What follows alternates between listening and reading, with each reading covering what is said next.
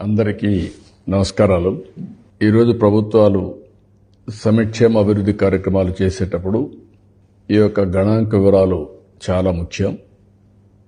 10 సంవత్సరాలకు ఒకసారి గణాంక వివరాలు సేకరించడం ఒక ఆనవాయితీ.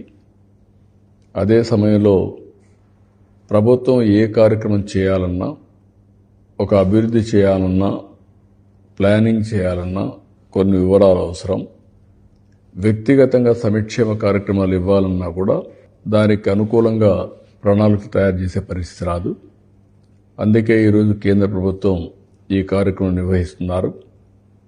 ఇప్పుడు మొదటి దశలో మీరంతా కూడా ఈ రోజు నుంచి 16వ తారీఖున ప్రారంభమవుతుంది. 30వ తారీఖు వరకు మీరు సెల్ఫ్ ఎన్యూమరేషన్ చేసుకుంటున్నారు.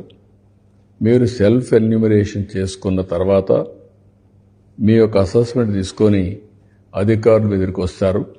అందులో వచ్చే సెల్ఫ్ ఎన్యూమరేషన్లో వచ్చే ఐడెంటిటీ నెంబర్ మీరు చూపిస్తే అక్కడి నుంచి మీతో కూర్చొని మొత్తం వివరాలన్నీ కూడా సేకరించుకుంటారు.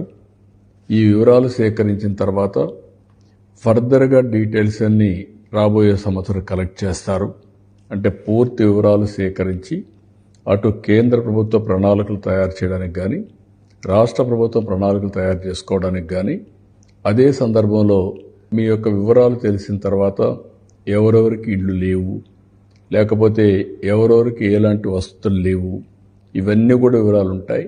దాన్ని బట్టి కేంద్ర రాష్ట్ర ప్రభుత్వం ఏమేం చేయాలన్నా కూడా ప్రణాళిక తయారు చేసుకొని ముందుకు పోయే అవకాశం ఉంటుంది. ఏ కుటుంబ వ్యక్తిగత వికాసానికి కానీ, లేకుంటే సమాజ వికాసానికి కానీ ఈ సెన్సస్ చాలా ఉపయోగపడతాయి. ఈ సెన్సస్ అనేది చాలా ముఖ్యమైన కార్యక్రమం. అందుకే మనందరం భాగస్వాములు కావాల్సిన అవసరం ఉంది. మన వ్యక్తిగత అభివృద్ధి, మన కుటుంబ అభివృద్ధి, మన గ్రామ సమాజ అభివృద్ధికి ఇది దోహదం చేస్తుంది. కాబట్టి మిమ్మల్ని అందరినీ ఒకటే విజ్ఞప్తి చేస్తున్నా, ఈ కార్యక్రమంలో ప్రతి ఒక్కరం భాగస్వాములు కావాల్సిన అవసరం ఉంది. అదే సమయంలో మీరిచ్చే వివరాలు కూడా వాస్తవంగా ఇవ్వాల్సిన అవసరం ఉంది. ఎప్పుడైతే వాస్తవ వివరాలు ఇస్తే అవన్నీ ఎక్కడ బయట చెప్పే పరిస్థితి రాదు. తద్వారా మీ వివరాలు గోప్యంగా ఉంటాయి.